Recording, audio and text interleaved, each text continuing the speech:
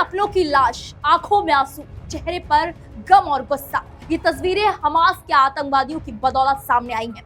Hamas के आतंकवादियों ने एक पल में हंसते खेलते मासूमों की जिंदगी तबाह कर दी, लेकिन इजराइल ने भी कसम खा ली है कि जब तक हमास को बर्बाद नहीं कर देंगे तब तक चैन की सांस नहीं लेंगे। और लगातार तीसरे दिन चल रहे इस युद्ध में इजराइल ने पूरी की पूरी बाजी ही पलट दी। ये बाजी उस वक्त पलटी जब इजराइल सैनिकों ने गाजा पट्टी के पास दक्षिणी इलाकों पर फिर से कब्जा कर लिया।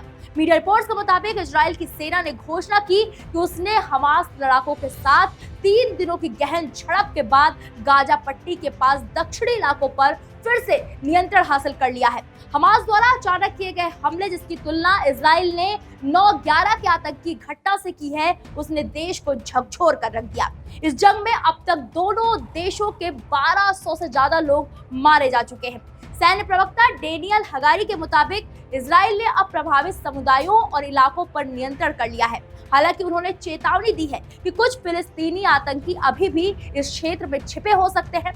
इजराइल ने इलाके में हमास लड़ाकों को खदेड़ने के लिए भारी हथियार से लैस 10,000 से ज्यादा सैनिकों को वहां तैनात कर दिया। बता दें कि हमास के हमले के जवाब में इजराइल ने गाजा पट्टी पर हमलों की झड़ी लगा दी, जिसकी वजह से वहां अब तक 1500 आतंकी ढेर हो चुके हैं। फिलिस्तीनी अधिकारियों ने बताया, गाजा में स्थिति खराब हो गई है। आसमान में धुएं का गुबारा छाया हुआ है, ऊपर से लड़ाकू विमान गरज रहे हैं। उधर हमास की ओर से रॉकेट हमले भी जारी हैं, जो जेरूसलम तक पहुंच रहे हैं। इस बीच इजराइल के प्रधानमंत्री बेंजामिन नेतन्याहू ने गाजा के नागरिकों को हमास के सभी स्थलों से दूर रहने की कड़ी चेतावनी जारी की है और हमास को जमींदोज करने का वादा किया। गाजा में फिलिस्तीनी हमास को हराने और बंधक बनाए गए इजरायलियों को मुक्त कराने के लिए इजरायली सेना जमीनी हमले की भी संभावना तलाश रही है। वहीं ईरान और उसके लेबनानी सहयोगी हिजबुल्लाह ने हमास का समर्थन किया है। इससे मध्य पूर्व में तनाव बढ़ गया है। हालांकि तेहरान ने सैन्य अभियान में किसी भी तरह की भागीदारी से इनकार किया है। उधर अमेरिका ने इजराइल के समर्थन में अपने फाइटर जेट और युद्धपोत उतार दिए हैं। अमेरिका के रक्षा मंत्री लॉयड ऑस्टिन ने कहा कि हमास लड़ाकों के साथ संघर्षरत इजराइल के समर्थन में उनका देश पूर्वी भूमध्य क्षेत्र में युद्धपोत और लड़ाकू विमान भेज रहा है। ऑस्टिन ने अपने बयान में कहा, यूएसएस गेराल्ड और फोर्ड कैरियर स्ट्राइक ग्रुप को पूर्वी भूमध्य सागर की ओर से जाने का निर्देश दिया गया है, जिसमें एक विमान वाहक, एक गाइडेड मिसाइल क्रूजर और 4 गाइडेड मिसाइल विध्वंसक शामिल हैं। अमेरिकी रक्षा मंत्रालय मुख्यालय पेंटागन ने उस क्षेत्र में अमेरिकी वायुसेना के F-35, F-15, F-16 और A-10 लड़ाकू विमानों के स्क्वाड्रन को भी आगे बढ़ाने के लिए कदम उठाए हैं।